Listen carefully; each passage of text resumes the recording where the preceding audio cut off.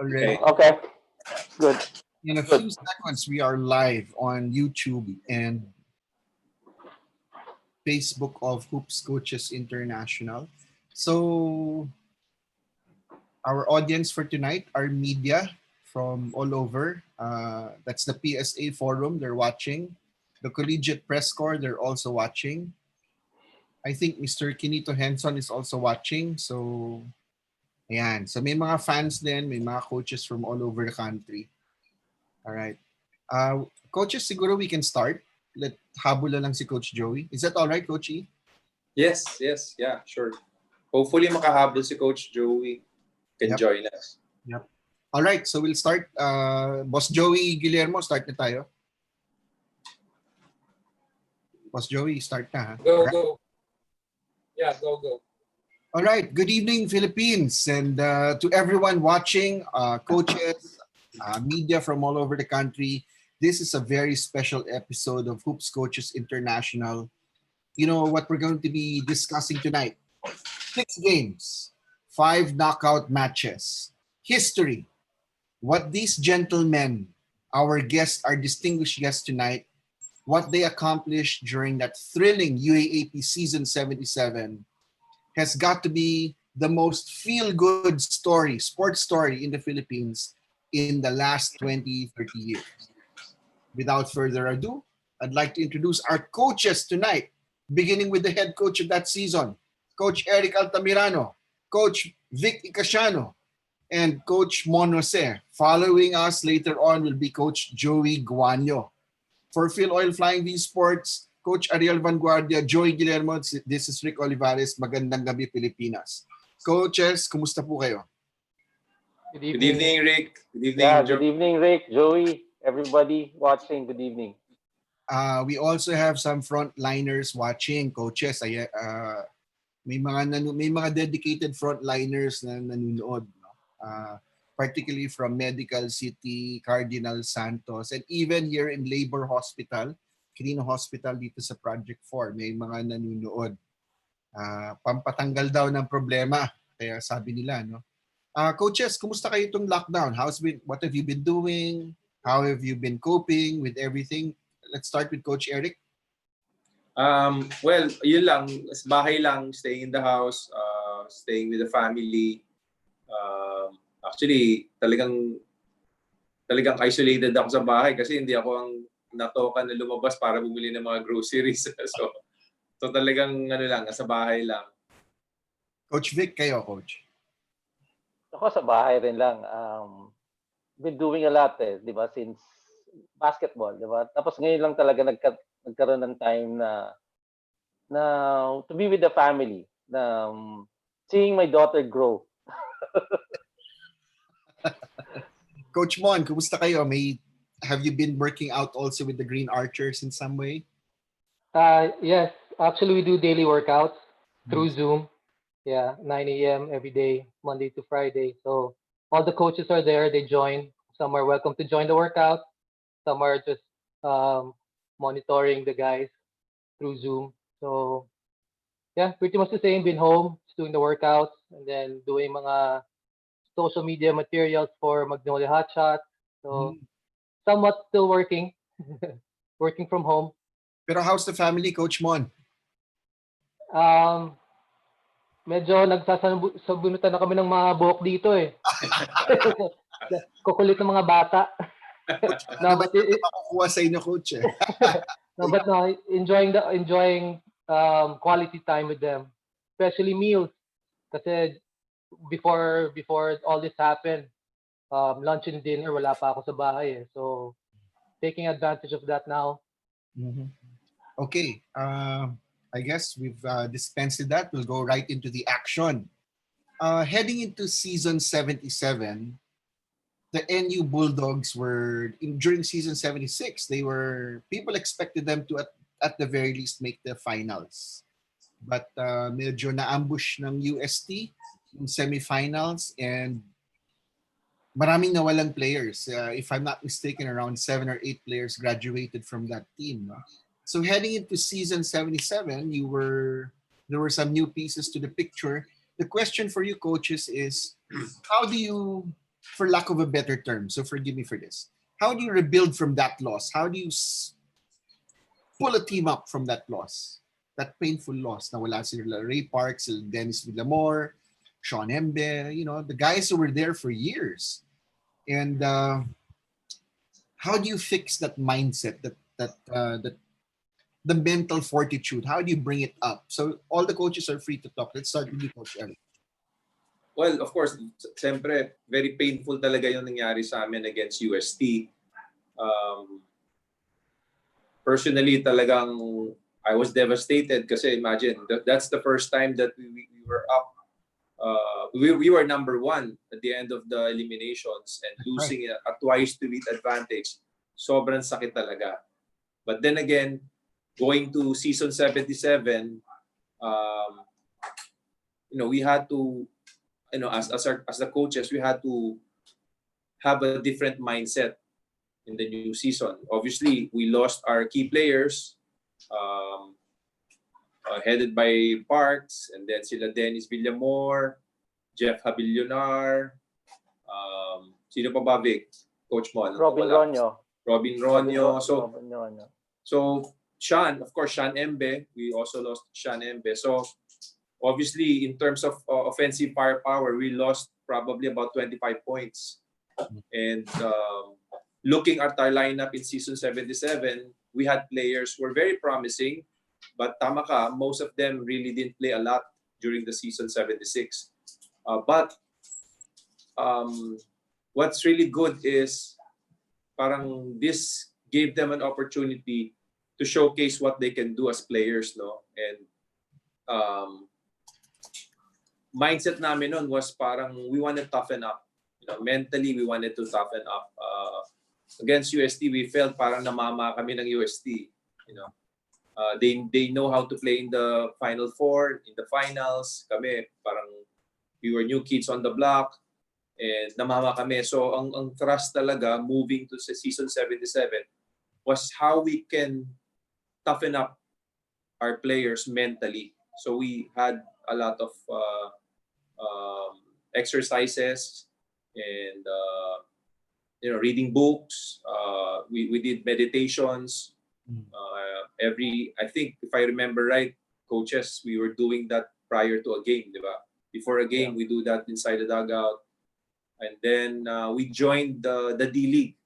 Summer of that year, we joined D-League just because we want to toughen up. Gusto namin, alam mo naman ang rules sa D-League before, medyo physical, very physical.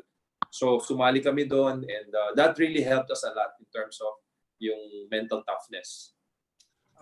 Before we hear from Coach Vic and Coach Mon, but I'll rephrase part of that question kasi maganda yung points na na-raise ni Coach Eric na minama. When I was watching Coach Mon play for LaSalle, Coach Mon was just really tough. He never showed any emotion, but you could see how tough he was. The question is, aside from playing in the D-League, how do you address yung issues na minamama kayo? Kasi I thought watching NU, you're a finesse team. It was a finesse team with plays, set plays, and all that. Alam mo naman, with all due respect naman dun sa mga kaibigan natin sa UST, lalo na si Coach Pido Horencio, alam mo naman yun yung Ginebra style of basketball, no? So Coach Mon, Coach Vic, how do you address that, yung minamama? How do you play against something like that? How do you condition your team, the mindset, and even playing? Coach Mon. You want me to go ahead, Coach Vic, or ikaw? Oh, ikaw na, Coach Juan. Ikaw na muna.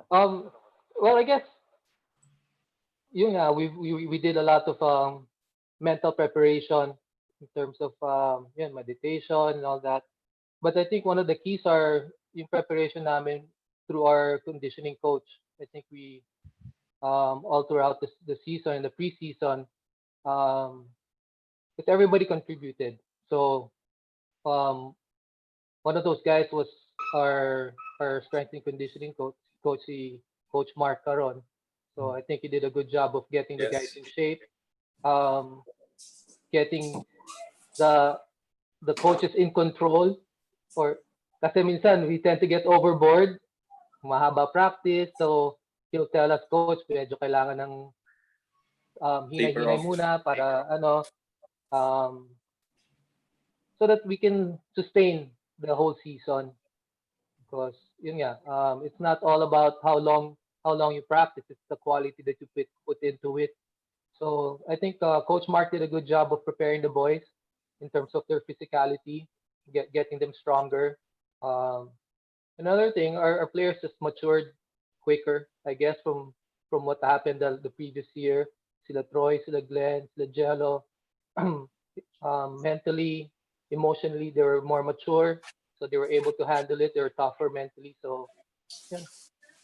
Coach Vic, was there any one player on that Bulldogs team that you had to work on to raise his skill level, his mental fortitude? Meron bang ganun player that year, Coach? Actually, okay naman sila sa skills nila and everything. It's more of the toughness. I think one thing that really helped us is choosing Glenn Kubuntin as the captain of the team. Kasi you know Glenn, he's really tough. Walang kahit maiksi ang mga practices namin, talagang quality yung binibigay nila. And Glenn really showed how he is, how to be a leader, Mhm. how to be a captain ball in that team. So lahat talagang from boys to men, nag-iba talaga sila. Makikita mo yung difference nung off-season namin coming off the season 76 going to season 77. Talagang malaki yung pinag-iba nila. Coach Eric, nung summer na yan, nung sumali yung NU sa D-League, I think I was still working with you guys then, under Sir Manny's. If I recall correctly, and please correct me if I'm wrong, nung D-League na yan, medyo nahirapan yung team nung una. So the team suffered a lot of losses early on, but they began to pick it up towards the latter part. Yun nga lang, hindi na yata tayo umabot ng next stage ng tournament. Tama ba yan, Coach? Actually, we really struggled in that D-League. We didn't. I don't know if we didn't even qualify doon sa playoffs. But one thing that is very vivid in my mind is we lost games, close games. We lost close games. I don't know if you remember, Rick, there was a time you were up by, guys, you remember that? You were up by 6 points or 5 points, less than 1 minute to go, and then we lost that. 16 seconds yata yun. And then we lost that game, remember? Yep. So those were the games that we really learned a lot. Mm-hmm. And very encouraging siya kasi nakita ko yung development ng team moving towards the season 77 kasi nung mga siguro a month before the season 77 started, meron kaming isang exhibition game or tune-up game against Jumbo Plastic. I don't know if you remember it, coaches. And in that game, of course, we were playing a very mature team. And then last 5 seconds, we were down by 2. Remember that, guys? We were down by 2. We called the timeout. We set up a play. And then Troy Rosario shot a 3-point shot to win us the game. So nakita ko yung parang in that was sa akin, that was a sign that something good will happen in the season. Kasi nakita ko yung poise ng team, yung composure, and yung confidence level nila ang taas within themselves, yung teamwork nila, yung togetherness nila. They didn't panic when they were in that kinds of situation. So I saw some good signs going into the season. Mm-hmm. Coaches, do you want to add anything before we? One more thing. We've been playing with Flying B off season every summer. I think that was the year that we didn't qualify in any. We just went quarterfinals and we lost. Yun yung year na yun. If I remember right, we lost to Letran. But the previous year, since he's going into season 75 and season 76, going to season 75, we won the championship. Going to season 76, we went into the finals and lost to UE. I think natutunan na rin naman, we've been doing it parang ang aga. Nagpipick kami early. Na pagdating ng UAAP season, bumababa kami. Parang ganun yung feeling naming lahat. So, Coach Eric adjusted on it. Tapos yun naman, nakita, hindi kami naging okay sa Flying V, pero paakyat naman kami papuntang UAAP. So dun sa mga tune-up games namin, if I remember, we even played the team of Mo Tautua, who went here. Yung ano yun? Tama ba yung coaches? Malaysia. Yung Malaysia. Malaysia. And wow, we really played good. Na-impress ako dun sa team namin. Talagang ang ganda ng linaro namin. Troy was really dominating. Who else? Jello was really making good in being in the point guard. Si Troy Rosario was really playing good. Glenn Cubuntin. Talagang eto na yon. Kita namin talaga.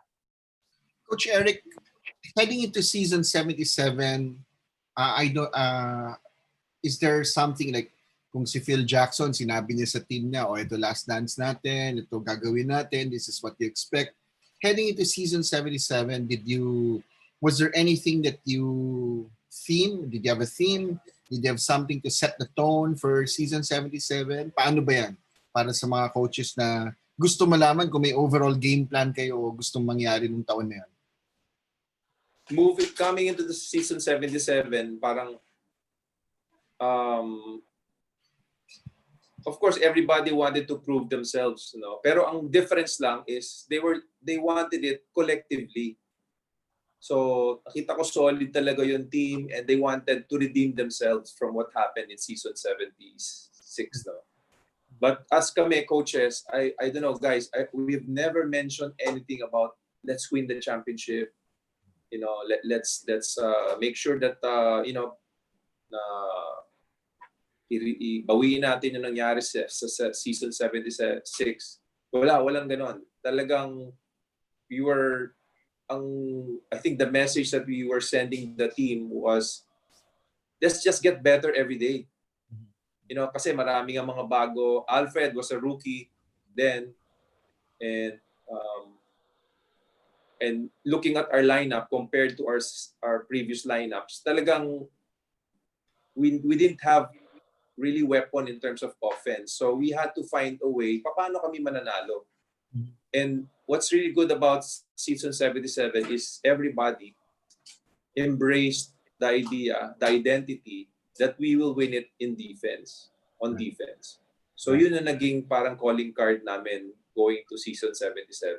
And in fact, even our offensive system, we had to drastically change it. Kasi if you notice the previous years, we were running a dribble drive offense because we wanted to take advantage of Bobby Ray. But moving into the next season, we actually abandoned it. We had to come up with the new offense that would fit in with our personnel. So of course, with the help of our coaching staff, we came up with something that suited our team and became very comfortable with it. And moving into the finals, talagang I felt na parang we were all in sync. And that I think was one of the key factors also why we made it in the season 77. Okay. Let's talk about the do or die match against UE. UE has sort of a 1-2 punch in Roy Sumang and Charles Manny. And I distinctly recall during the round robin of that knockout match, Charles was trash talking Alfred. And I remember Alfred sitting down on the bench and your wife, si Miss Marisa, was telling him not to pay attention because Charles was just really trying to get into him. And you could see Alfred just trying to control his emotions. So how do you prepare? The question is, one, it's a do or die match. And then number two, how do you prepare for a 1-2 punch like that? Man, sige, coaches, go. Coach, come on, Coach Vic. Mas kabisado niya yan. It's more of it's more of ano lang talaga eh. We just played as a team. UIC is coming off a 7-0 second round wins. Hindi Yes. pa sila natatalo ng second round noon eh. So, syempre lahat tingin ko nakaganda rin eh kasi we really prepared. Ang ano namin noon is tayo unang tatalo dito. Ganon. And there was a typhoon, it was raining and everything. Yun talaga every time na the stories being opened. Hindi ko makalimutan yon. And everybody canceled. Wala na lahat. Even lahat ng eskwela talaga, pati offices. yung mga players namin nag-request mag-practice. So we went to, we looked for a gym kasi baha na sa NU dadaanan namin, we can't go through So nag-cancel kami ng morning practice, ayaw nila pumayag, tinuloy namin ng hapon. Nakahanap kami sa Reyes Gym and we started practicing there. And you could see in the boys na it will not happen. We will go to the Final Four. Does it help that you're outside your comfort zone? You're out of Sampaloc, you're in the Reyes Gym. Did that help? Actually, swerte sa amin yun Nung nanalo kami doon, we started practicing in the Reyes Gym. Pahiyang. That's right. Well, si Charles Mami is the type of player na he will really be physical inside and he'll go at you. What were your tactics in trying to defend him? And then you know that pag ilalabas na yung bola. So ano yung ginagawa niyo doon to stop those two guys? Lalo na yung end play, you got it out of Roy Sumang's hands. Sige, coaches. Coach Mon, wanna answer that? Sana yung memory ni Coach Vic Hindi ko na ma-recall masyado yung Hindi, ano yun Plan natin dun dun sa scouting report kasi namin, Charles Mami will not kill you. It's more of he will intimidate you. Yes. So it's okay to let Mami score. Kasi hindi ka naman papatayin ni Mami sa offense. We have to take out the ball in Roy Sumang's hand and everything. But if it's with Charles Mami, pag natanggap na dyan doon sa meron kaming system na sinusunod Pag nandun na sa may paint, we go double. May choke kaming tinatawag. Either we choke coming of a 4 or 1, whatever yung system namin nun. So, okay lang. Pag malapit na siya. Pero kung malayo pa siya doon sa comfort zone niya, we let him. Kung tatalunin tayo ni Charles Mami doon, di sige.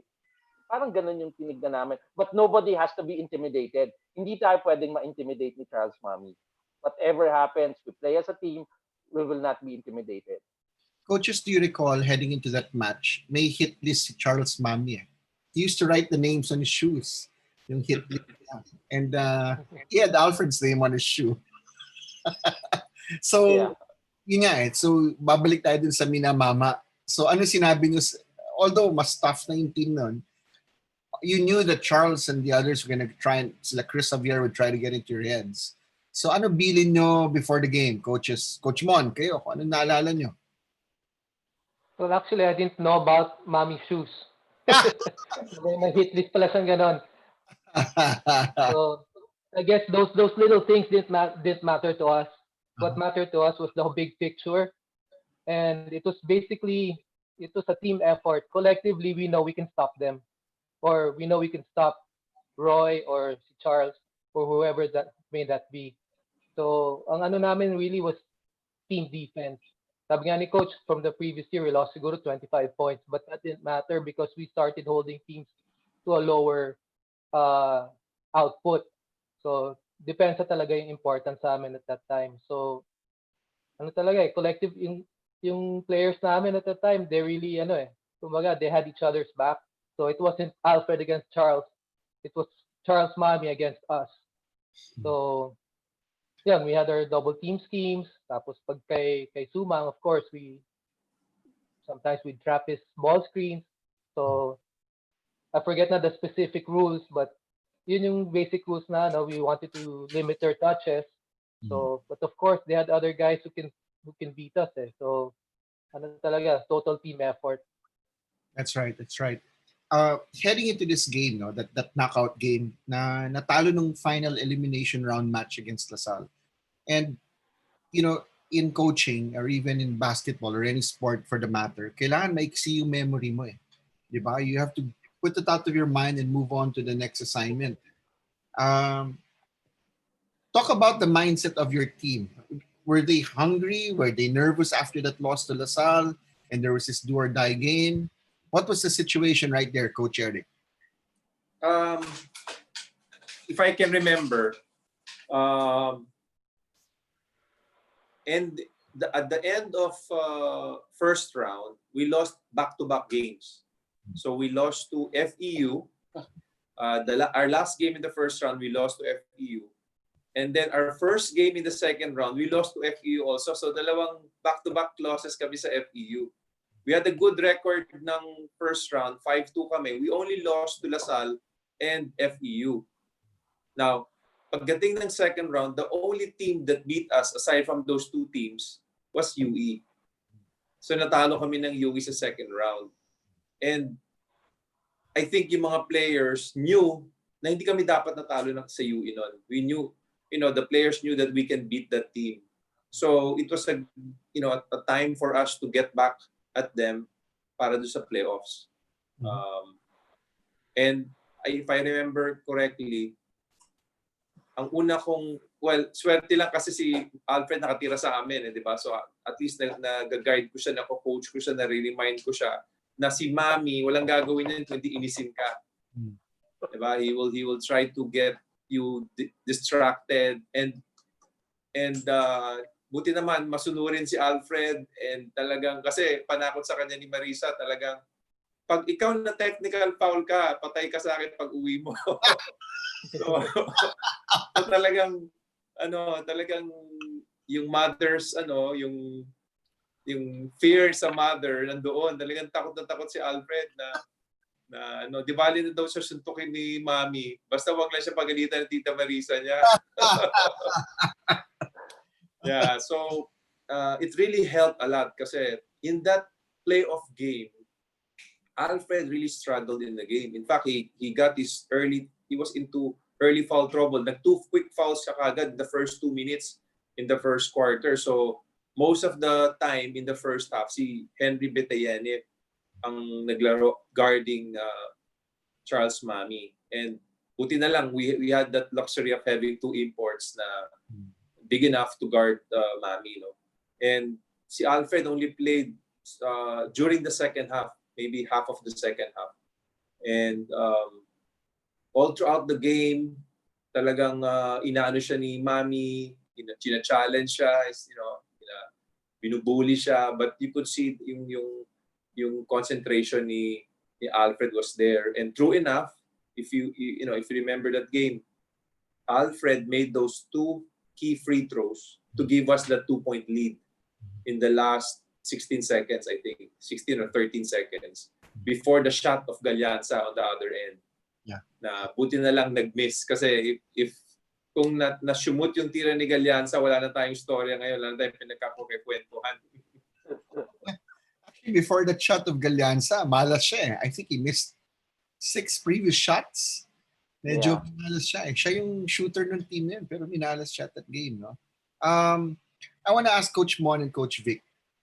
Maganda yung sinabi ni Coach Eric eh. When Alf is on the bench, and then you have Henry on the floor, and he is a rim protector, how does that change the dynamic of your defense, at least that year? But did you ask your guards to be more aggressive in trying to steal the ball? Kasi kung lumusot, may rim protector kayo, ano ba strategies na doon? If you could see the games namin, it's Henry who's starting the game always. Alfred will coming off the bench palagi, from the bench si Alfred. So the 4 guys who's being supported by Henry, nagagawa talaga nila yung gusto nilang gawin. Kasi si Henry hindi kakain talaga ng oras to take shots. Papulot-pulot lang si Henry eh. Complementary player lang talaga si Henry. And ang specialty talaga ni Henry is to play defense on his whoever is guarding. So maganda yung blend ni Henry tsaka ni Alfred.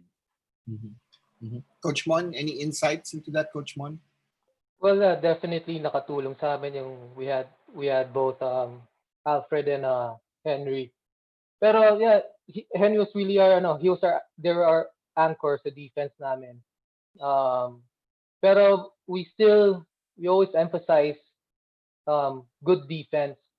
So not just because we have a Henry in the paint, now we'll just start pressuring and start gambling and get beat by our man. Kasi we still wanted to have good solid defense. That was our premise defense namin. As much as possible, if you don't get beat by your own man guarding the ball, then that's better for us because less help is better.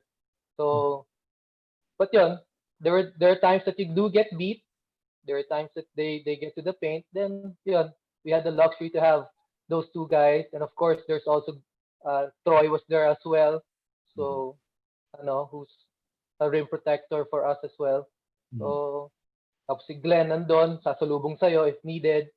So, magpaparamdam yon si Glenn. So, we even if we had the rim protectors, those guys in the key, our emphasis was really still to be solid defensively in the perimeter. Coach And Eric, even in the matchup, even in the matchup kasi, it's, I think they have another import, si Arafat. yeah, Arafat, Mustafa ba? Yeah. Mustafa? Arafat. So, yeah, when Arafat is in, we could always match up with Arafat, with Troy, with we have guys like that could match up with him. The We have local. Kyle Napes, and naiiwan pa rin na meron kaming import, meron kaming Henry or Alfred nga. So medyo hindi kami masyadong nahihirapan. Coach Eric, can you talk about the importance of Troy Rosario that year? Because that was like his breakout year. Doon siya talaga nagpakilala. Can you talk about the impact of Troy on those Bulldogs? Well, laki ng impact ni Troy. Defensively, kasi we can match him up with a perimeter player and a big man. And that really gives us a lot of advantage. We can switch on ball screens. We can switch on any actions on the weak side.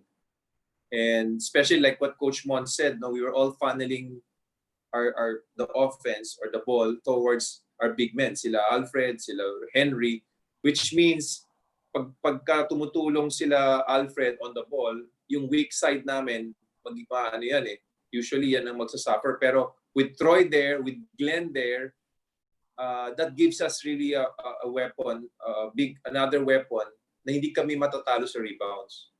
So, if I remember right, yung year na yan, we were number 1 rebounding yung season na yan. So, ang laking bagay talaga sa amin to have Troy. So, and then he's also a type of player that can stretch you out dahil may tira din siya sa labas. I like that point that you made, Coach. My thinking that year was, and you had, with all due respect to Troy, obviously, and you had their version of Mac Bello, because Mac did the same thing to the FEU Tamaraws. Is it a correct analogy, Coach Vic, Coach Mon, Coach Eric? I mean, what Troy brought to the table for NU was what Mac Bello brought to the table for the Tamaraws. Tama ba yung analogy? O ako lang nag-iisip ng ganun? Yeah, I guess so. Somewhat Yeah. similar. Yeah. I think Troy's is more of a rebounder than Bello, siguro at that time. So defensively, very active kasi very versatile si Troy. So it helped us a lot. Okay. After beating UE, next was Ateneo with their twice to beat advantage. My gut feel was you guys weren't worried because you had beaten them in the elimination round for the last 2 years. They struggled against you because particularly they didn't have a big man to match up against your big men. So ano mindset nyo playing against Ateneo? Kahit may twice to beat sila. Ano mga pinag-usapan? Ano plano doon? Coach E? Well, of course, parang winning against UE was kind of a relief for us Diba? Parang, wow, buti hindi pumasok yung tira ni Alianza, diba?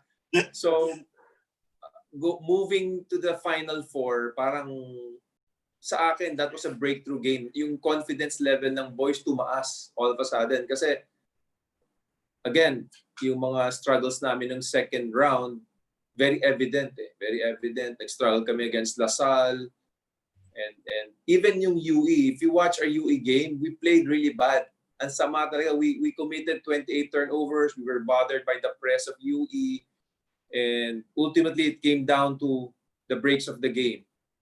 So, going to the game 1 of Ateneo, parang nasa-sense ko, andun yung confidence ng mga boys. Tama ka, natalo na namin sila ng eliminations. Plus, I think, matchup-wise, ganda yung matchup namin with Ateneo.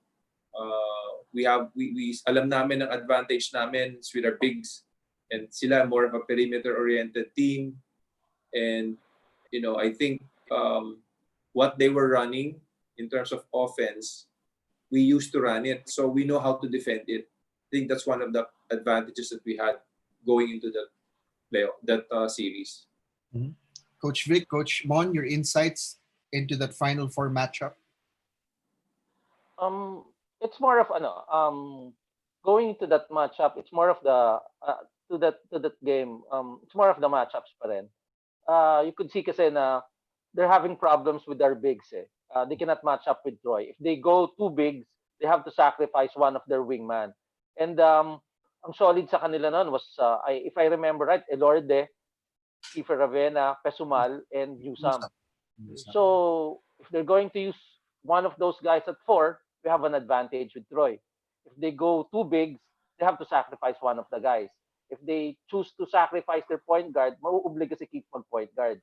So, doon namin linaro yung game plan namin. Paano namin a-adjustan yung mga gagawin nila. So, successful naman.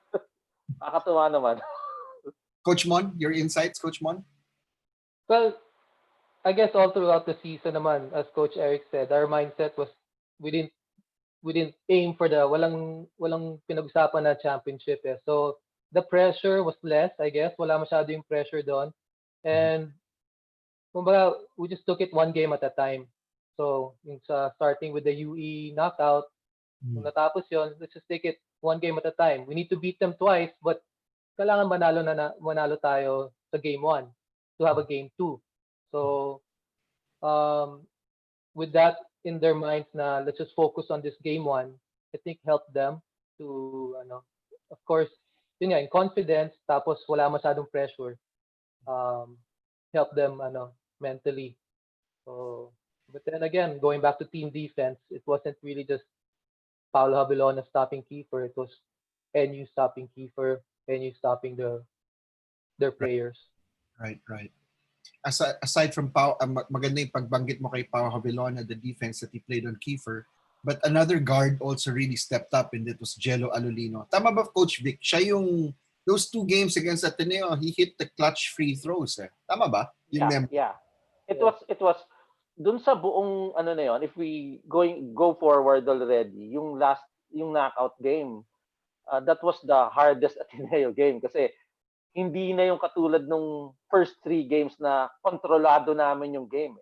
We were in control the first half, pero nung second half, lumamang na sila ng third quarter. Tapos going into fourth, if I remember, under 2 minutes, they're up by 5. So it was Jello Alolino who bailed us out.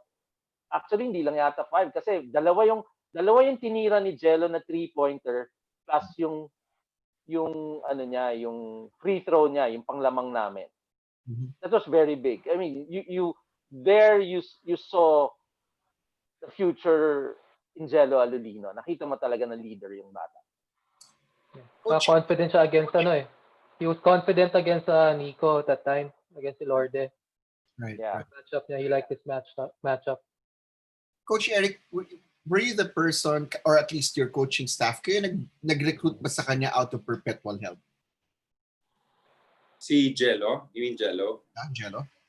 Yeah, well, we knew Jello ever since he was 16 years old kasi he played for us for the under-16 national youth team. So, we were very familiar with him. We know him as a person, as a player. So, we knew what he can do. He's really a legit point guard, a tall point guard at that. So, nakita namin yung potential niya as a basketball player. Mm-hmm. He came out of high school, medyo may pangalan dahil naglalaro siya sa Perps, no? But si Pau Havilona, parang out of nowhere. Can you talk about what paano ba niyo na-recruit si Pau Havilona, and can you talk about what he was the Kiefer stopper right there? Coaches? Si Pau Havilona came from, when we arrived in NU, he was with Team B already. Maybe. He was recruited by Coach uh, Manny, I think. Manny Dandan. Mhm. Yeah, sa Negros. Then, sa Bacolod. Tapos, nung binalik siya, nung nandito siya, yun yung uumpisa na kami mag-rebuild eh. And Pau is a very good, very good, how do you call that? Personnel dun sa hinahanap namin na butas na pang-depensa. Mhm. Mhm. Coach Mon, Coach, anything you want to add about Paolo? Well, Paolo, well, he's a good example yun nga, as Coach Vic said. He came from our Team B. Kasi like, especially for the players who are watching now, a lot of players now, they want instant success. Of coming from high school, gusto nila may playing time na kagad, gusto nila they have minutes and all that. Only a few can be those guys like Kiefer na starting all 5 years, or other good players. Pero in terms with Paulo nga, he really worked his way up. He started from Team B, nagsipag siya, he sacrificed, he worked on his game, he got stronger. So, yun, given to him, yung credit to him, he worked on his game. So, he was given a chance. That's right. I want to go, I'm going to backtrack, no? Go way back to when Coach E and you all started. To my recollection, Coach, correct me here, no? Kung tama yung memory ko. Yung una nyong ensayo sa Bulldogs, dumating kayo tapos hindi yata on time yung players, and then yung iba nung dumating kayo parang wala pa, easy lang, then you ended practice right there, then you said, okay, if you have to be here at 5 a.m. the next day. Coach, can you take us through it and for the benefit of our listeners and viewers? Well, we announced our first practice in 9 o'clock in the morning. And of course, kaming mga coaches, we were always there an hour before. So we were there 8 o'clock. We were on the floor 8 o'clock, and we were surprised na wala ni isang player dun sa taas, di ba? So we waited. Sabi ko, sige lang, let's wait lang tayo. And then they started coming in mga 9:15, 9:05, 9:10, 9:15. So right there and there, I called everybody in the middle, and I said, okay, those who would like to try out for the team, you will have practice on, I think, 3 days after that, and 3 days after, let's say Friday, 4 a.m. 4 a.m. We will have a tryout, a team tryout. So nobody is sure. So ang nangyari noon, if I remember, yung mga ibang players, doon sila natulog sa court, sa floor. Doon sila natulog. Just to make sure na hindi sila malilate. So, and then I remember si Hans was there. He watched our first practice, came at 4 a.m. Wow. Watched the entire practice. Yeah. And, we wanted to make a statement as a team that we wanted to change the culture. Now, if you really want to be serious, then we have to start from there. I'm glad you mentioned that, Coach E, because we have a question over here. How do you establish a culture? Lahat kayo, yan. Coach E won with UP, Coach Mon with LaSalle, Coach Vic coaching STI. How do you establish a culture? Magandang tanong yan. May question yung isang coach dito. How do you establish that? Coaches, you want to start? Coach Mon? Well, siguro one is being consistent. Consistency.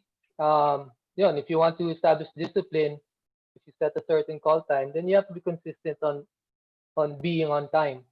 So I think that's one way of a good way to start your to start a culture, to change a culture, is being consistent. If you set rules, be consistent with it. Hindi yung you bend it for someone, you bend it for someone else, then it's gonna be hard down the road. May follow-up question dito. I'll still ask the two of you for that. No? Someone's may sumusundot na question dito sa media. Paano pag may player kang star, then he's asking for certain treatment? Paano yan? Yan. So, patuloy pa rin yung question ng culture building. Coach Eric, Coach Vic.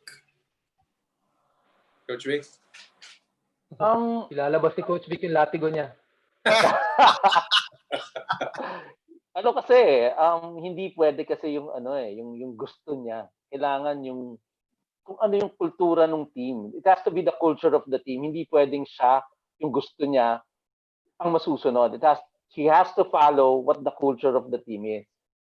Marami na ring incidents na nangyayari sa lahat naman ng team eh. Pero you have to stand on what you want for the team, your culture. So, ganoon talaga yon. Katulad, kahit kami ako, kaya galit na galit ako kasi pag nagpatawag si Coach Eric ng 4 a.m., I have to be there by 3 a.m. Di ba damay kami coaches eh. So, bad trip din kami sa Damay-damay kanila. lahat. So, kailangan nila sumunod. Kasi kami susunod kami. Hindi biro yun. Nagigising ka ng 2 a.m. and I have to be there 3 a.m. in NU. Diba? So, everybody has to follow until along the way naman. So, we were lucky na yung mga nahawakan naman namin na team, especially sa NU, everybody was following. Coach E, your thoughts? Well, yeah, culture kasi sa akin, when you talk about culture, it's really the people. Diba? So sa amin, very important is you get the right people. So it starts there, lalo na if you're coming into a program na talagang hindi mataas ang standard. You know, I mean, coming from kami, personally sa UE, sa NU, talagang, siyempre, ang NU, cellar-dweller yan before when we came in, di ba? So you have to start somewhere. And first thing we addressed is yung mga tao, people from the organization, from the coaching staff, all the way to the players. So we're very blessed to have really good players, not only good players, but also good people. So it starts there. And of course, ang culture kasi you develop that through the years. Eh. And maybe a lot of people are seeing the fruits ng season 77 for NU, but actually it really started 4 years ago when we came in, kasi that's where we started the culture. So si Jello, when he started with NU, is a completely different Jello when he ended his stint sa NU, no? Similar with Glenn. Si Glenn, when he started, ano namin yan, headache namin yan. Parang if you can call it black sheep namin yan, si Glenn. Sobrang tigas ng ulo niyan. I remember meron kaming one tune-up game. Hindi siya naglaro, nasa likod siya ng bench. Nagkaroon ng commotion sa loob ng court. Pumasok, sinuntok yung mga players sa loob. So yung mga ganun, di ba? But eventually, they understood what we wanted to do in terms of yung culture nga, in terms of how you should handle yourself as a basketball player and as a person and as a student of NU. And I'm so proud of our boys kasi, you know, seeing them mature from boys to being men. Ngayon may mga pamilya na sila, and I'm happy how it turned out, how they raised their families.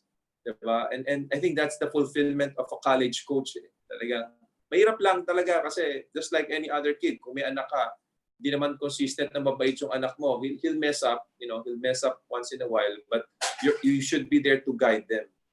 Diba? And dami namin birth pains ng ganyan sa NU, but looking back now, talagang it's all worth it. The other day, I was talking to Coach Vic, when I told him we're going to be doing this webinar, and then I had a question.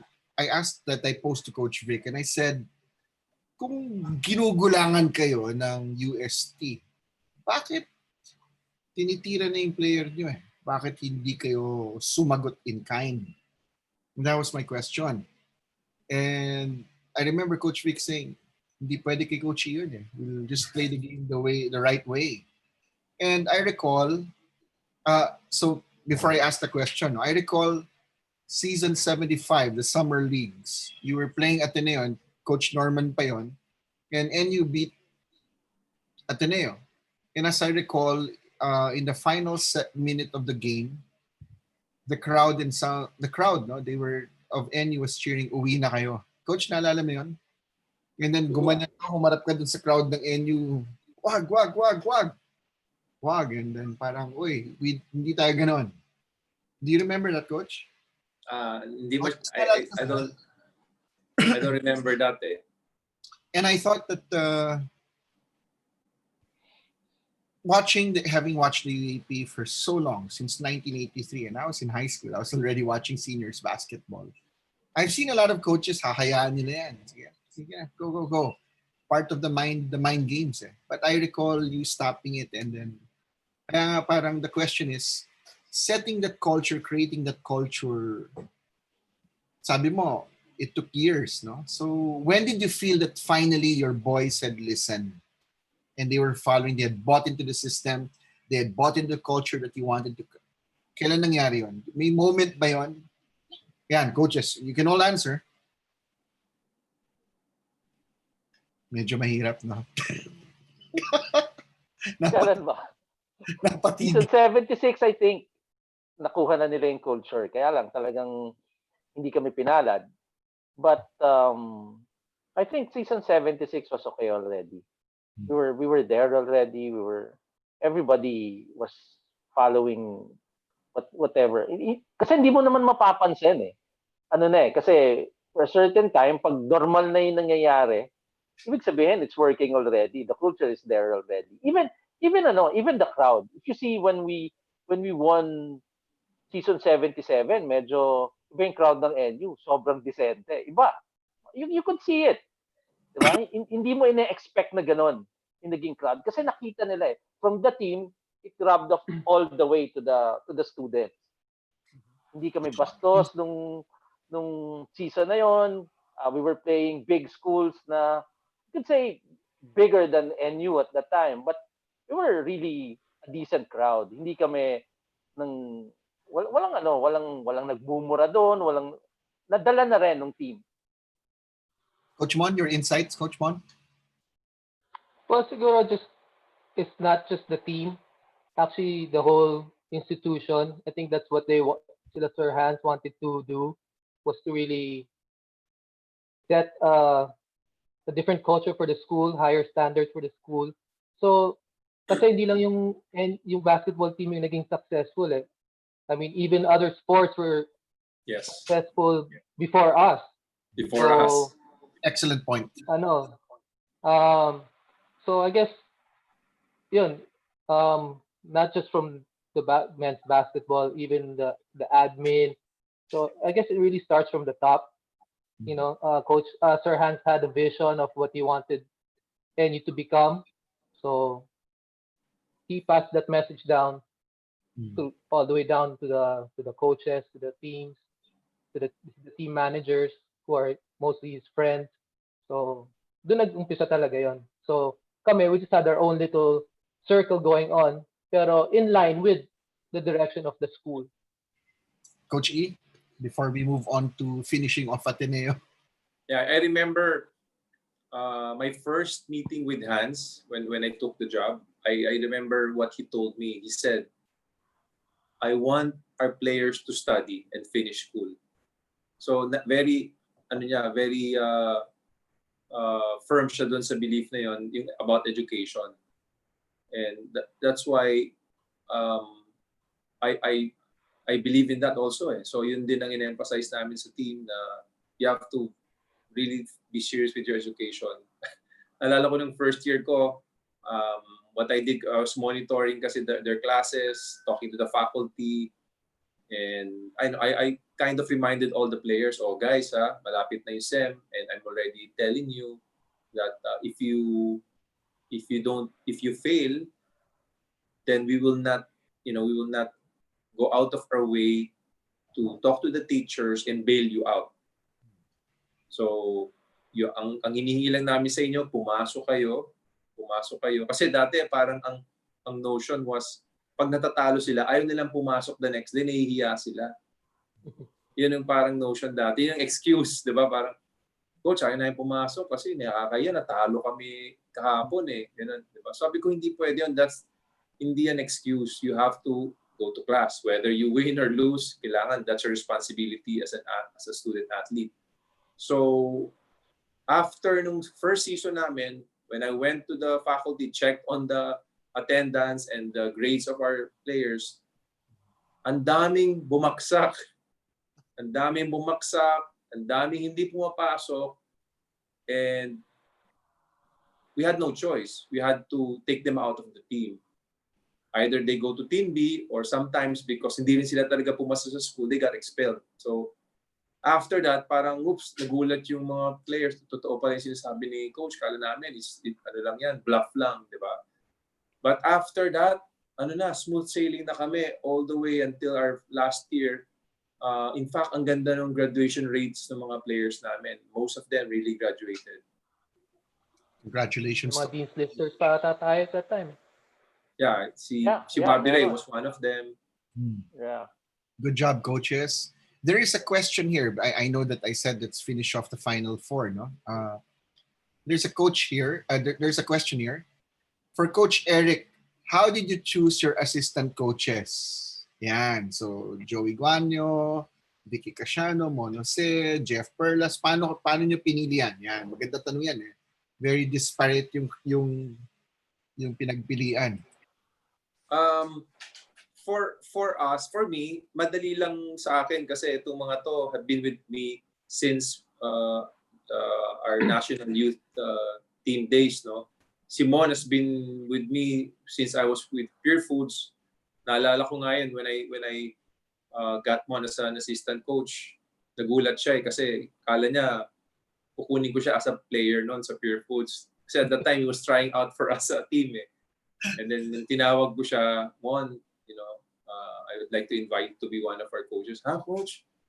So nagulat siya, but anyway, sabi niya, coach, let me think about it. I was surprised, hindi ko expect yan. And then eventually, he made that decision na he will retire from basketball and concentrate in coaching, which turned out to be a good decision because Mon is really a really good coach. Si Vic naman, we went to the same school sa high school, San Beda. Alma pa pangalan yan sa high school namin. And so we go way back talaga. NBTC, he was one of our coaches there when we started NBTC. So si Joey naman, Coach Joey, of course, obviously, ever since we're playing in college, magkasama na kami niyan all the way. So again, sa akin, if I'm going to look for an assistant coach, very important sa akin yung I've built a relationship already with them and I'm comfortable with them.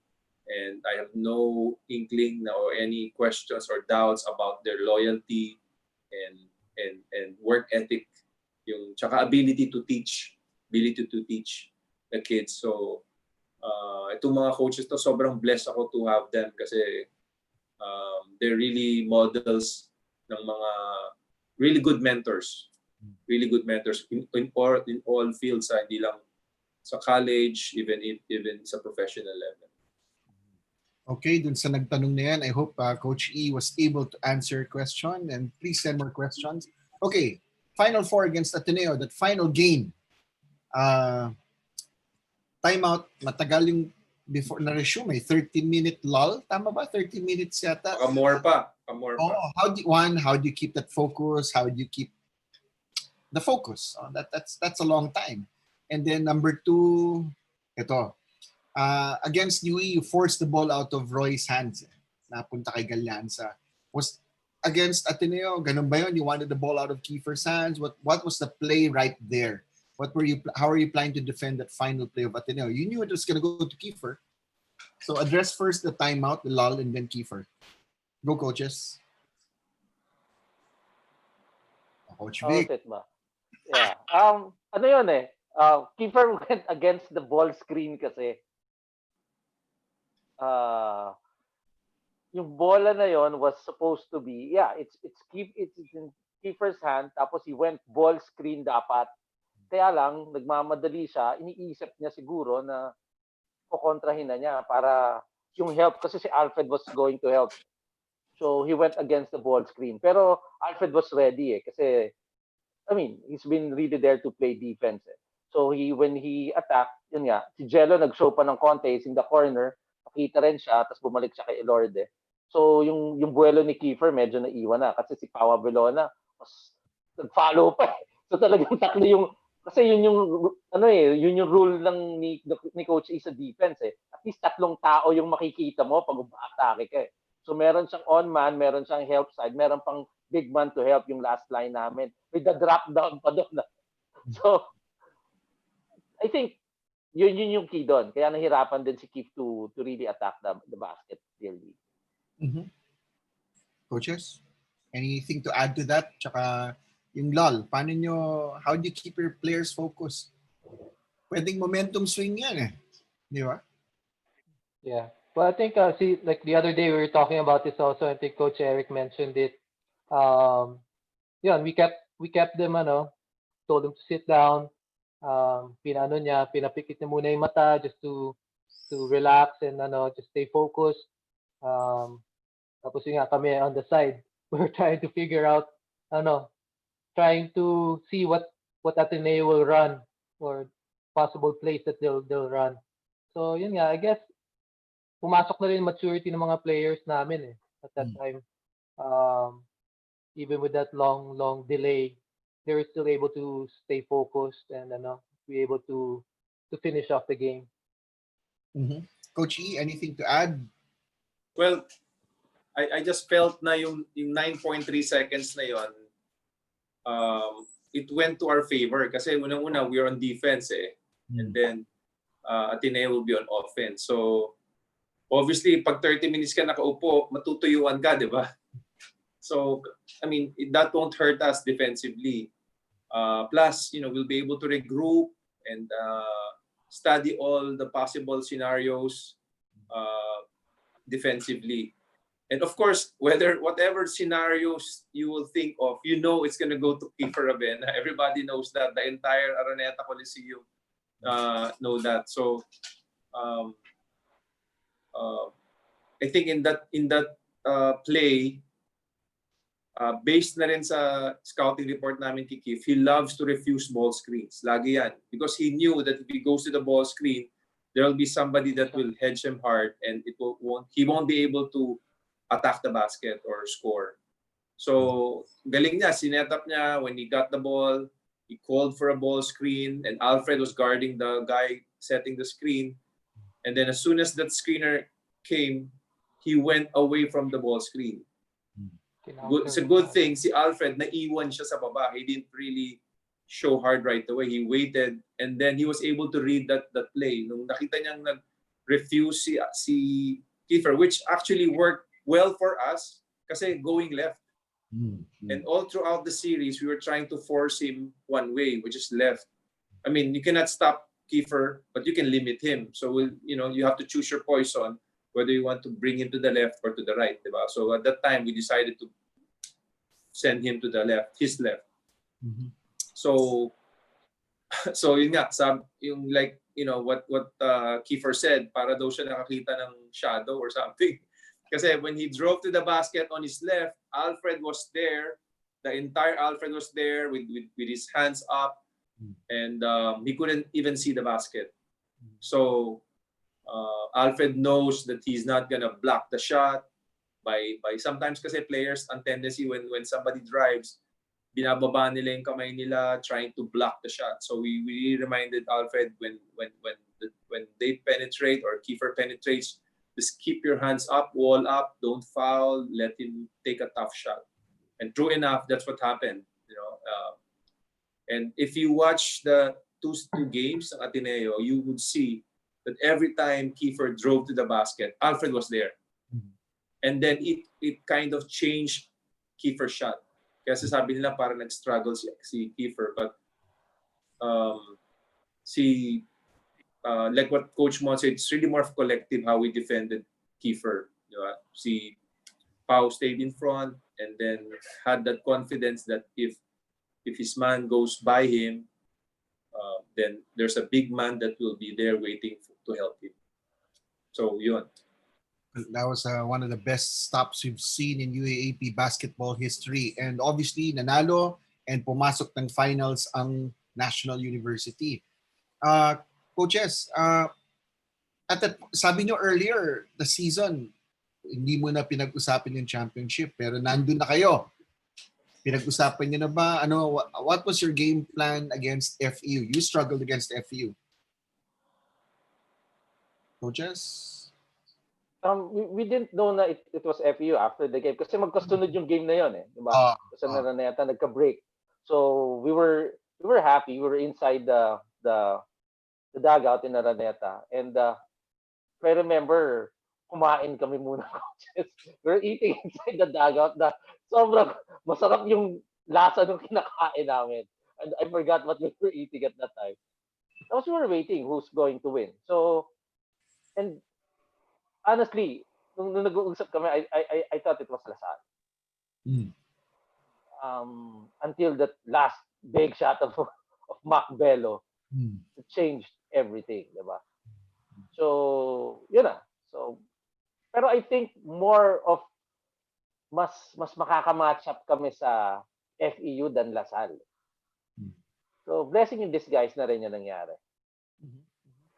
Coaches, you struggled in the eliminations, di ba, against FEU. Hirap kayong... I don't think you won your 2 matches in the eliminations. No, that was the back-to-back losses we had. Back-to-back losses. So, First round, second round. obviously, ito na naman. Knockout matches to, no? Can you talk about the preparation? Lalo na, we'll jump ahead. Natalo nung game 1. Di ba? So, now must win yan. So, how do you... I thought that the team in game 1, they were just shell-shocked to be in the finals. Tama ba yung assessment ko? Parang, uy, nandito tayo. Nabigla sila. FEU, they've been there before. Di ba? So, may mga remnants pa nung mga laban nila against Ateneo. Pumasok pa ng finals din sila Bello, sila Pogoy, sila Tolomia. So, may mga veterans din yan. So, can you talk about that? We'll jump ahead now that the preparation, the experience needed. Go, coaches. Mahirap ba yung tanong? Hindi man. I mean, knockout game ulit. Yeah. Medyo nasanay na sila eh. That was what our fourth knockout game. Sa UE, then dalawa sa Ateneo, and then just going back again, just taking it one game at a time. Pero yun nga, nung final series, na yun eh. All players na. Nakita mo ginusto talaga nila. So, but in terms of preparation, yun, tuloy pa rin yung prep namin, our scouting reports. Hindi lang naman kaming 4 yung coaches, like especially si Coach Paolo Layog, he did a lot of analytics for us. So, daming tumulong dun sa championship na to. Chef Napa.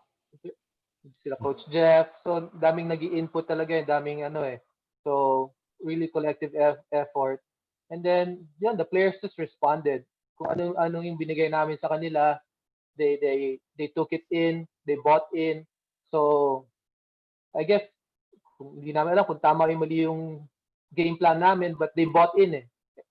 Everyone bought in. So, yun yung crucial doon. So, one page kami lahat. Coach Mon, I'm glad that you mentioned analytics. No, we all know that it's big, not only in basketball, but it's big in football now. It's been big in baseball for quite some time now. How did that factor in sa coaching staff? How important is analytics today in basketball? Coach Mon? Well, I guess it gives a different perspective, a different angle sa mga players. It's good to have. Sometimes you just have to choose what to give the players. Kasi minsan, pag sobrang dami naman, you have your team tendencies, baka masyadong overloaded naman sa info yung mga players. So it usually goes through the coaches. So kay Coach E at that time, kung ano yung i-represent ni Coach Pao, kung ano yung mga magandang ipakita sa team, sa players, then that's what we'll choose. Not necessarily throw everything in. Tapos, yun nga, in terms of tendencies, that helped us a lot.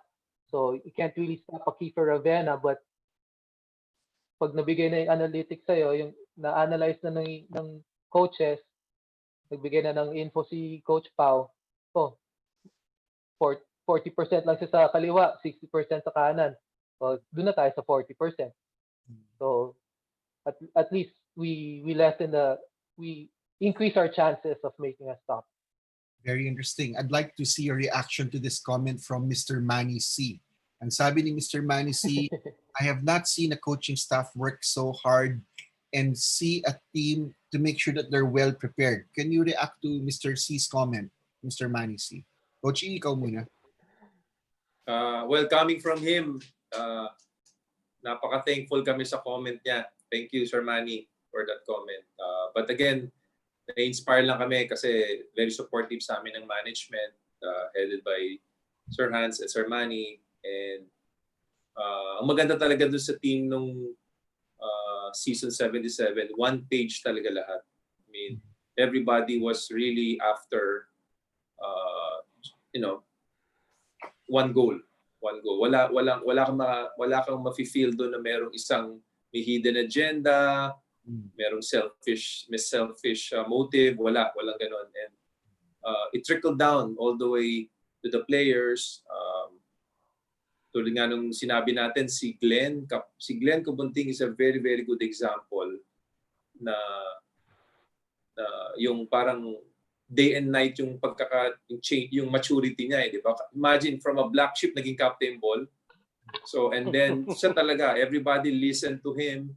Siya yung nag-dictate talaga nung direction ng mga players. So naniniwala sila sa kanya. And of course, with the cooperation of Jello and then sila Troy. So ang ganda nung chemistry talaga. I've never seen a team, I don't know, maybe you can give me an example na team that showed teamwork on defense. Usually ang teamwork nakikita yan sa offense, yung passing nila, di ba? Ito, pinakita nila yung teamwork nila sa defense. And going back to analytics, yung ang laking bagay sa amin yung ginagawa ni Coach Pau kasi that's where we based our schemes, defensive schemes. Doon namin, hindi naman namin kinukuha lahat yung inputs kasi nga baka ma-overwhelm yung mga players, pero yung mga very, very important numbers na ibibigay sa amin ni Pau, doon namin binibase yung how we're gonna play the opponent. So going back to that game 2, we made a key adjustment on how we were defending the ball screen. Kasi that really killed us the first game against FEU. I think si Pugoy was really hot. We couldn't stop him. Tolomia was scoring at will sa ball screen. Bello was also scoring. Bello. So si Mac Bello. And we made a key adjustment on how to defend the ball screen. And it really worked for us. Imagine, ilang games na kaming natatalo sa kanila, we couldn't solve that problem, no? So moving into game 2, parang marami pa rin kaming ginawang adjustments, pero I felt that was the key how we defended their ball screen. Okay, si Anthony Hargrove is not the type of player, I in my opinion, no, while he was valuable to FEU, but he was. Did you think that the locals of FEU gave you more problems than Anthony Hargrove did? And did you feel that you had an advantage with Aroga and Betayene vis-a-vis Hargrove? Coach Vic. Yeah. It's clear that it's the local players are the one who's really bringing the FE team. It's more of Tolomia, Macbello, Pugoy. There's one more guy, their point guard. Sino to? Inigo, yeah. So with Hargrove kasi, Denison pa sila, yung defensive stopper nila, Ron Denison. Yeah, may Denison pa sila. With Hargrove kasi kaya namin mag-match up. Sabi ko nga sa'yo, if it's going to be a big guy who's not going to be very dominating, lamang kami kasi madali kami maka-adjust. But doon kami medyo may problem. Doon sa doon naman sa matchup na yon, Glenn has to stand really as getting yung mga wing na mabibilis. So kailangan niya talagang trabahuhin yung yun yung pumapasok na si Coach Paulo na may guide kami paano sa namin dadalhin nga katulad niya sabi ni Coach Mon at ni Coach Eric sa namin i-funnel kung it's going left, mas malakas sa right. So nag-guide namin si Glenn. Mas tingin ko mas malakas yung nila, yung mga Filipino players nila. All right. Coach Mon, Coach Eric, we've talked about Troy, we've talked about Glenn, Pau, Jello, uh, Henry, of course, and Alfred. One guy we've not mentioned is JJ Alejandro. He stood up, especially in the finals. Can Coach Eric and Coach Mon talk about what JJ brought to the finals and to NU as a whole? I think the best game of JJ in that season was game one of Ateneo. I always remind the team that if we score, if we play well offensively, and then if we also play good defense, then we might see ourselves getting a big lead. Pero if we struggle offensively and then defense na kami, we might win some games pero very close. And in that game, I think obviously that was one of our best offensive games in game 1 ng Ateneo. And it's because of JJ Alejandro. We went to the post a lot. We went to Alfred in the post. We went to Troy in the post. And obviously, when they doubled those guys, that freed up our shooters. So ang laking bagay sa amin ni JJ. They opened the floor for us and gave us a big cushion in the first half. Although coming in the fourth, they were able to come back. Alfred got into foul trouble and eventually fouled out in that game. Si Troy suffered there's problem with his leg na he had to be taken out for last 5 minutes out of that game. Glenn fouled out also. So in the last 2 minutes, si JJ was there, Kyle Napes was there. Napes played well. And they carried the fort for us in that crucial stretch. Kasi lumamang pa ng 1 point ang Ateneo noon. Going into the last minute, they took the lead with a 3-point shot of Elorde. And but again, the composure came in. Nakikita mo na yung experience ng team, yung maturity. They did not panic. We lost a 15-point lead, but they did not panic. The composure of Jello really showed. He carried us, made his free throws, and Henry made his free throws to ice the game for us. Mm-hmm. Mm-hmm. Speaking of not panicking, natalo nung game 1 ng finals against FEU. Can you share with everyone who's watching right now, what was it like for you in the hours or the minutes leading up to tip off for game 2 against FEU? Coach Vic, yan. Si Coach Vic, napanood niya yung mga laban ulit nung itong lockdown. Yeah, I watched the game. Wala. Honestly, just an ordinary game. I know we would win that game 2. Wow. Everybody was so relaxed. For you, huh? That's confidence. Yeah. Kasi makikita mo naman yun in practices. We don't even mention oh guys, let's do this kasi baka ito na yung last. Nothing like that. Since the UE knockout game until the last practice that we had. Wala kaming pinag-uusapan na this might be the last or what. You could see the confidence in the guys na talagang alam nila na they could win this game. Mm-hmm. Mm-hmm. Okay. Game 3. Ito na. The final do or die game. Punong-puno yung Araneta. Ibang klaseng crowd ng NU nun. Alam niyo na ba sa inyo na yun? Paano ba yan? Sige, magkwento kayo. I was right behind the team for that game, but I want to hear it from your end this time. Coach E, ikaw. Mauna na ako, Coach. Ako marami akong pamahiyan pag nanalo ako. Yan. Go. Ako confident ako. May dala akong pamalit na damit Pati sapatos, alam ko magkakabasaan. Ganun ako confident. Confidence level is high. Lahat ng mga pahiyang, marami akong ganun Lumalabas, ginawa ko ulit yung kailangan ko gawin. Naglinis ako ng kitchen ko. Yung mga ganon. I went to this this joint for breakfast before. Tapos yung oras ng ligo, alam mo yung ganon. Ganon ako confident, nag-prepare ako ng uniform sa NU, pero may dala akong extra hanggang sapatos na pamalit. Kasi alam ko mababasa kung meron akong pamalit. I don't know with the other coaches, pero ganon ako confident. Coach Mon kayo, Coach Mon. Well, yeah, just yung mga pinagdaanan namin throughout that season, na last na yon, I was confident na we had a good chance of pulling it off. So, pero hindi ko lang kung nagdala ako ng extra clothes nun eh. Ako naman ang ano ko, pag nagdadala ako, pag nagpaplano ako, minsan nagba-backfire. So, but yeah, we were confident na I liked our chances that game 3. Before we hear from Coach Eric, we want to say hi to Anton Altamirano. Nakita natin kanina, nanonood. Si Ana Orosa is watching. Coach Jay Flores is watching.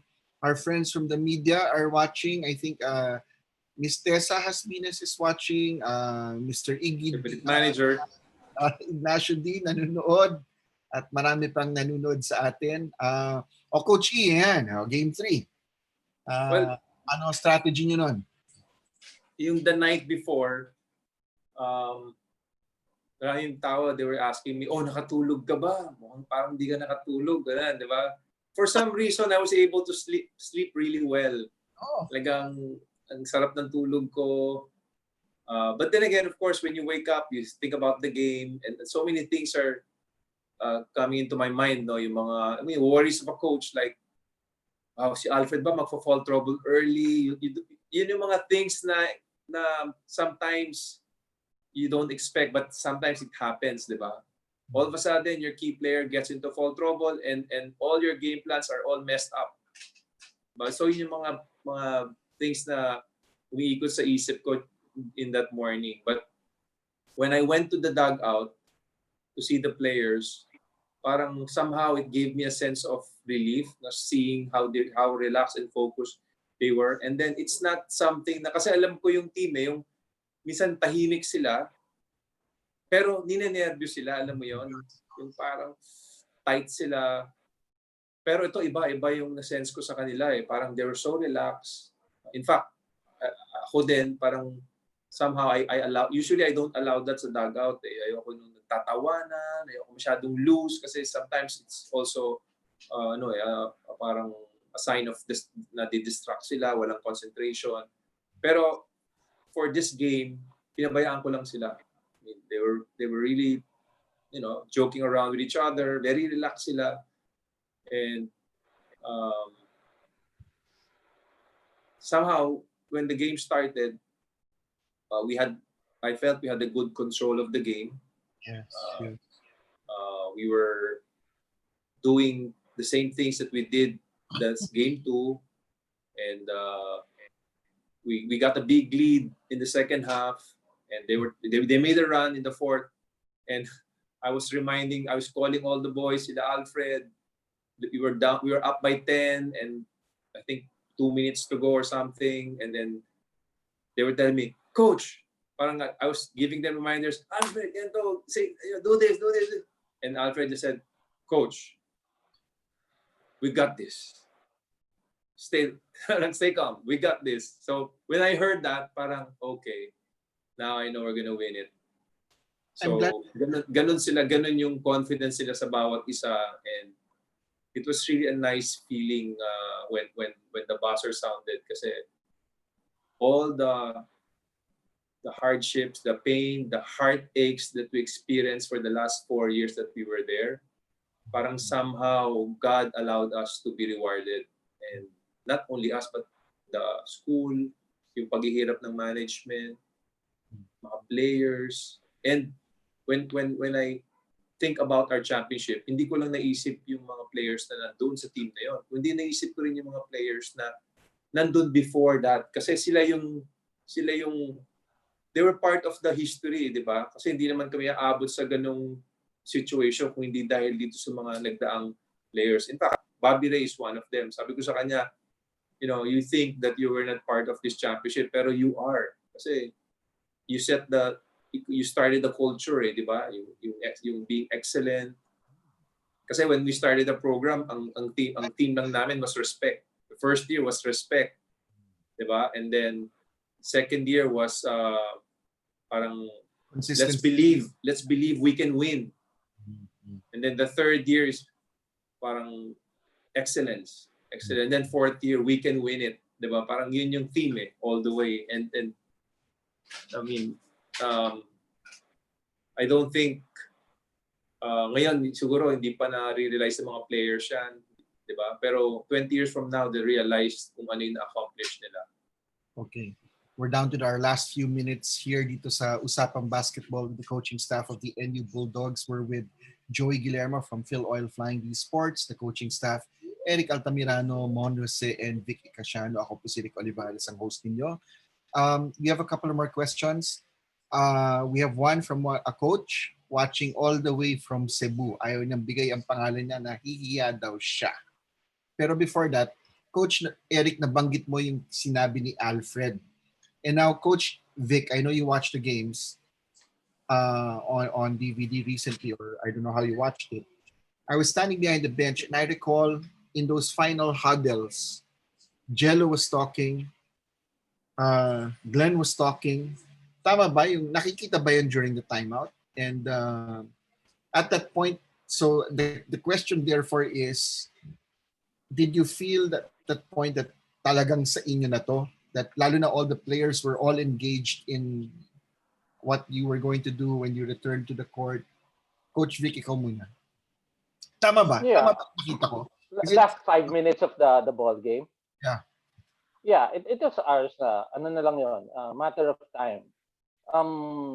You could feel it already. The boys are in control. Alam nila yung ginagawa nila. They know that it's going to be tough for FEU to go back. Kasi yung confidence level nila sobrang taas na at that time.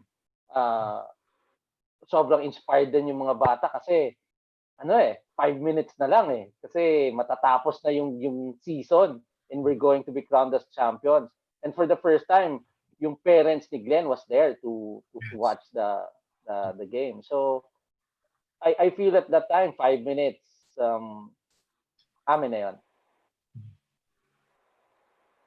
Okay.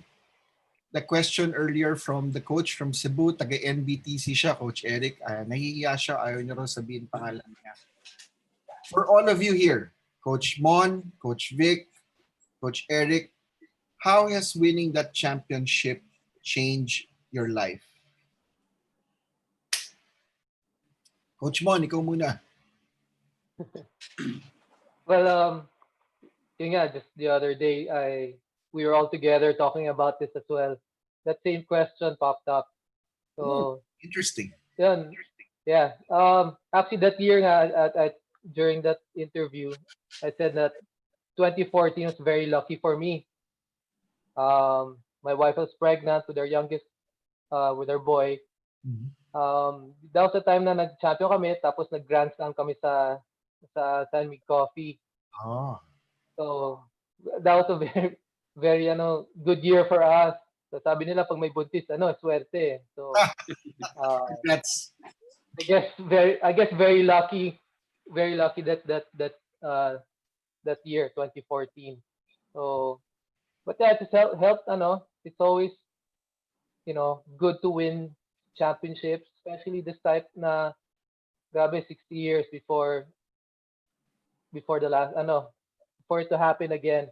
So yun, ang sabi ko sarap balikan kasi it for a coach it helps get your blood flowing again when you think back and look back at these types of accomplishments na especially like kunyari you're down so it helps me with my career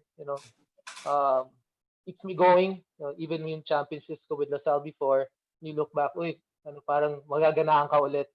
So and yun, I'm thankful na I'm still coaching after 6 years. So yun, grateful for that experience with NU. Okay, before we hear from the others, Coach Mon, you have to hear this because me and Joy Guillermo, as you know, we work sa Phil Oil Flying V, and our boss is Rafi Villavicencio, who you're very Yeah. familiar with, Coach Mon. No, in fact, sometime late last year, or was it early this year? No, Sir Rafi was saying like, okay, who do we put in our coaching staff? And your name came up immediately. And I remember Sir Rafi saying, I like his attention to detail. He must be, and he was tough when he was a player, so he must be on our coaching staff. So, what is your reaction to Sir Rafi saying that, Coach Mon? I think Well, yeah, I'm very he saw the work that you did with NU, and even in the pros. No, so what's your reaction to that, Coach Mon? yeah, well, actually, I'm very thankful na I was considered to be part of the coaching staff by Sir Rafi. So it's nice to be back with Lasal.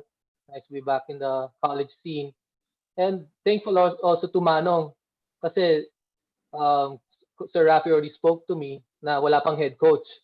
So I don't know who the head coach will be at that time. And then when Coach Derek agreed to be the head coach, he accepted me as one part of his staff. So ano, very thankful din ako sa kanya.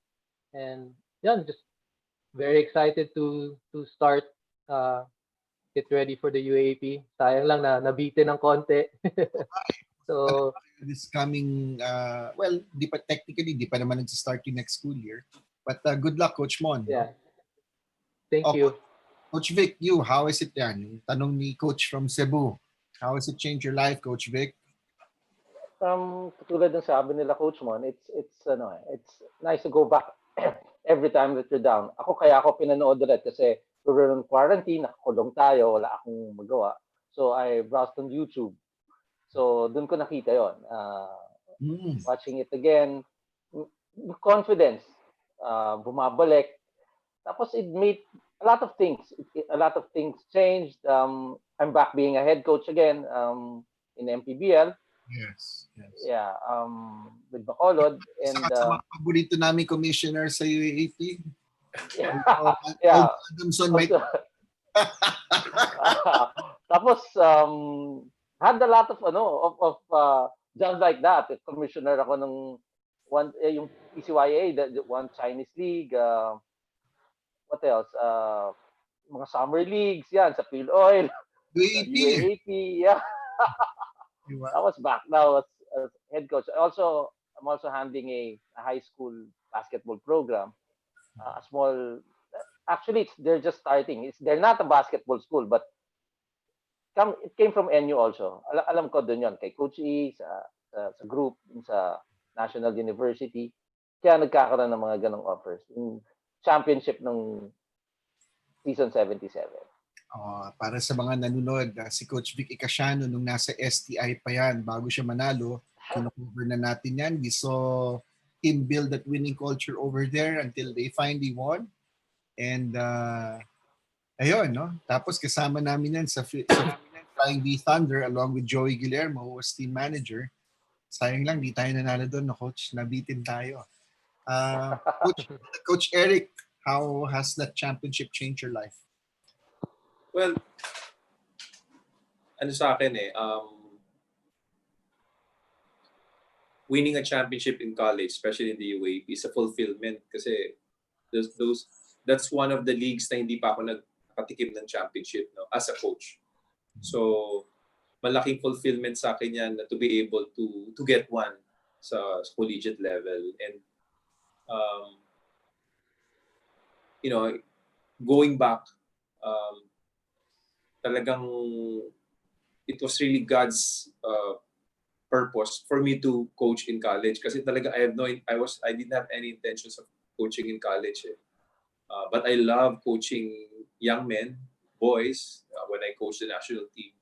So papasalamat ako kay God na binigyan niya ako opportunity to coach in college and win championship. And what's funny lang is after winning the championship, for some reason I got a lot of invitations to give a talk. That's one of the things that I'm not comfortable with. for some reason ang dami kong nakuhang mga invitations to, oh coach, can you talk to our company? We wanted to know the story of NU. You know, winning and honestly, come to think of it, ang ganda talaga ng story ng NU. Kasi it's very inspiring. It gives you hope na even if you're down and out, you still have a chance to redeem yourself. And it can only happen if you have faith in God, and then you have a team that really is staying together in spite of the difficulties, di ba? What a timely reminder for all of us, lalo na ngayong pandemic, di ba? Minsan pagka you encounter ako, pag nagkakaroon ako ng mga challenges, mga trials, the NU Championship reminds me na, oops, kung nakaya namin itong obstacle ng NU, kaya din namin itong nangyayari sa amin sa ngayon, di ba? Na you can never give up. You have to be resilient. You have to be persevere. Mahirap ngayon, pero I'm sure eventually we'll be able to overcome it. And I think that's the story of NU, di ba? An unknown school, we rose up from the ranks, Cinderella finish, nobody expected to win, and they did it the hard way, overcoming all odds. Pang Disney movie yun eh. Oo nga dapat Pang Disney movie yun. and baka magkaroon tayo ng version ng Last Dance dito para sa NU Bulldogs team nila. Before we hear the parting words, may pahabol na question, sorry coach, galing kay Jay Hernandez. Ang tanong ni Jay Hernandez, Coach Eric, what are the similarities, so medyo mag-off tangent lang tayo. What are the similarities of handling college players and the national youth team? What's the difference? Yes, what are the similarities, sorry, of handling college players and the national youth team? Well, for one, they're all young. So, talagang matetest yung patience mo kasi you really have to impose discipline, and parang talagang dadami yung puting buhok mo. Talagang but it's very fulfilling, lalo na pag nakikita mo na nagmamature sila, and then kumaganda yung pananaw nila sa buhay and approach nila sa basketball nila. Nakakatuwa talaga. But sa totoo lang, ang hirap talaga. I mean, it's like, just like any other kid, inconsistent sila. Minsan may araw na mabait sila, and then for some, biglang all of a sudden, they'll do something stupid, and then you have to bring them back. You have to bring them back, diba? Parang ang dami naming stories na ganyan. Even way back sa national team, when we talk about it, ang dami. Pero that's part of growing up, diba? The most important thing there is mag-guide mo sila. Mag-guide mo sila in the right way, and you can only do that if you show it by example. Give them a sense of kumbaga, kung there's a value that we want them to inculcate in them, is yung integrity, and then yung discipline, value of discipline, and hard work. Ayan, Jay, I hope that Coach Eric answered your question. Napakaganda nga naman itong storya nung nangyari nung season 77 as guided by these gentlemen. Sana nga magkaroon tayo ng pelikula as suggested by Coach Vic, o version natin ng Last Dance. Meron naman tayong libro nito, pero hindi sapat. Sabi nga ni Coach E, maraming hidden stories, no? Nevertheless, for our parting words, we'd like to hear from the coaches. Any words also? We have some frontliners watching from Medical City, Quirino Hospital, dito sa Project 4. Ayan, coaches. Anything, final words, parting shots? Let's start first with Coach Mon. Well, thank you for having us. Having us in the show. We enjoyed going back and reminiscing. Just want to thank all the frontliners for all the hard work and sacrifice they're doing for the country. Hope you guys keep safe. Our prayers are with you every day. And then for everyone, I guess, to to be safe and healthy and do our own part of trying to be COVID-free. So para huminto na to agad so that we can all go out safely again soon. That's So right. thank you again. Coach Vic, your turn. Yeah, hats off to the frontliners. Thank you very much for all the things that you've been doing to conquer this pandemic. Maraming salamat sa mga efforts niyo. Alam kong mahirap. Sa mga tao, just be patient. Let's just wait. God will provide. God will be there. Hindi tayo pababayaan yan. Alam ko matatapos din to and we will be back to the real normal again. Ayan. Coach Eric? Just like what the other coaches said, no, I'd like to honor our frontliners. Maraming salamat sa ginagawa ninyo. I know how risky your job is. In spite of that, you're there trying to help patients and go through this pandemic, which is something new to all of us. Really appreciate you.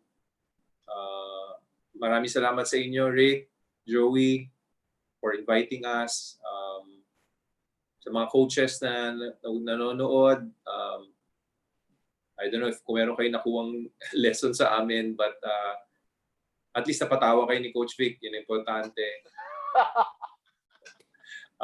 Again, sa NU community, maraming salamat for giving us the opportunity to be able to be part of the history. Sana maulit ulit. Sana maulit ulit. Yan. Sir Joey, any parting words, Sir Joey? Sir Joey? Ano lang, props lang ako dito. Thank you, coaches, for sharing your history and that will always be there for the longest time. And congrats and stay safe. All of you. We'll be back. We'll be back after all this COVID. Ayan. Your words were never spoken by Sir Joey Guillermo. So, for Phil Oil Flying V Sports, for Coach Ariel Vanguardia, Joey Guillermo, nagpapasalamat tayo kay Coach Eric Altamirano, kay Coach Monose, at kay Coach Vicasiano. Coach Joey Guanyo, we missed you tonight. Yeah. Maraming Yeah, salamat. he messaged me. He's Kaya still ang in the daming kwento meeting. ni Coach Joey. Yeah. Sayang, Oh. nasa meeting pa daw siya eh. Ganun. Okay. Kaya we missed it, no? We'd like to thank all the people watching, lahat ng nag-attend dito. Coach Anton Altamirano, long time no see here. Miss Ana, Miss Marisa, we miss you. And to all the players of the NU Bulldogs, congratulations and we hope that you're safe. Maraming salamat, Pilipinas. Good night, everyone. Thank you. All right. Thank you. Good night. Night, coach. Night. Good night. Thanks, Rick. Right, coach? Thanks, Joey. Bye. Night. Good night. Thank you.